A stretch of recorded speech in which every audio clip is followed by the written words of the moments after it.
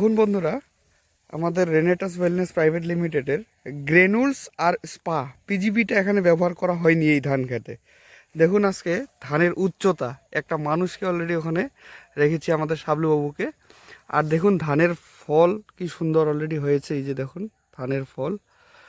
আর এই দেখুন উচ্চতা দেখুন, প্রায় একটা মানুষের সমতুল্য। তো শাবলুবাবু কি বলবেন বলুন।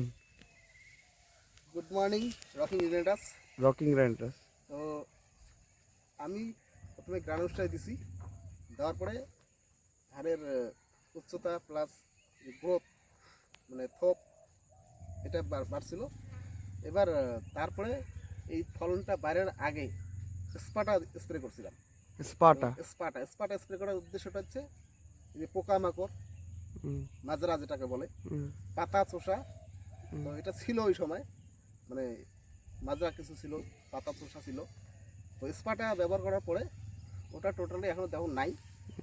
তো এখন ধানটা যে বাড়াইছে, মাথা অলরেডি হালছে আর কি, পাকার দিকেই প্রায়। তো আমি যেটা দেখলাম আর কি, এর আগেও তো আমি রাসায়নিক সার ব্যবহার করছিলাম, কিন্তু মানে এতটা উচ্চতা হয় নাই। আচ্ছা।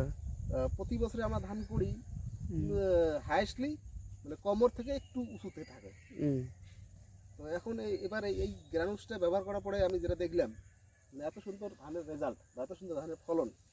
তো শুধু ধান খেতে না হয়, আমার যা প্রত্যেকটা ফসল আর কি, যে যে ফসলগুলো আমরা করি, তো সেই ফসলের মধ্যে যদি আমরা এগুলা ব্যবহার করি, তাতে আমরা দেখি যে মানে প্রচুর পরিমাণে গুণাবলী পাওয়া যাবে। এবার ফলনশীল পাওয়া যাবে। এবার ধানটাও তো আপনার অনেক বেশি হয়েছে, তাই না? হ্যাঁ, ধানের শীষ মানে অনেক সুন্দর, অনেক সুন্দর না? এবার ধানের মানে সিস্টেমটাও ভালো আছে।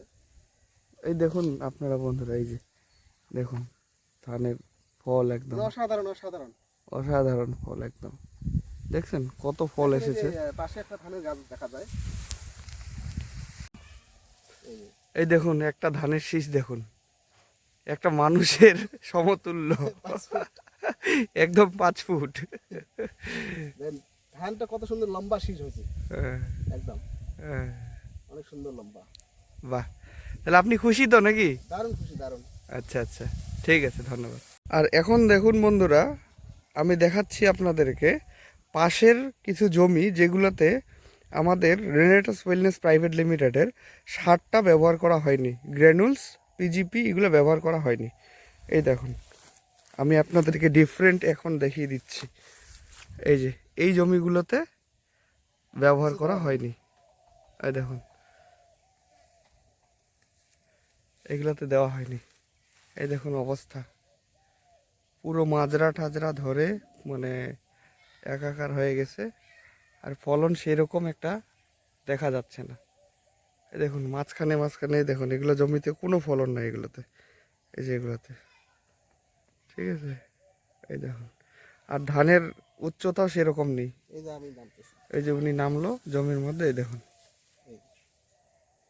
মানে এতটুকুই হয় প্রতি বছরে। আমি যেভাবে এরা যেভাবে আবাদ করছে আর কি, এইরকম আমারও ছিল, মানে এই সিস্টেমেই ছিল আমারও, মানে রাসায়নিক সার ব্যবহার করার পরে। তো এখন যেটা আমি দেখলাম, রাসায়নিকের পরিবর্তে আমি রাসায়নিক সারগুলো ব্যবহারই করি নাই। এই যে এখানে ডিফারেন্ট দেখুন, এই যে পাশাপাশি জমি দেখেন, পিঠাপিঠি একদম পাশেই, ফলন ডিফারেন্স কি আর এটার ডিফারেন্সটা কি?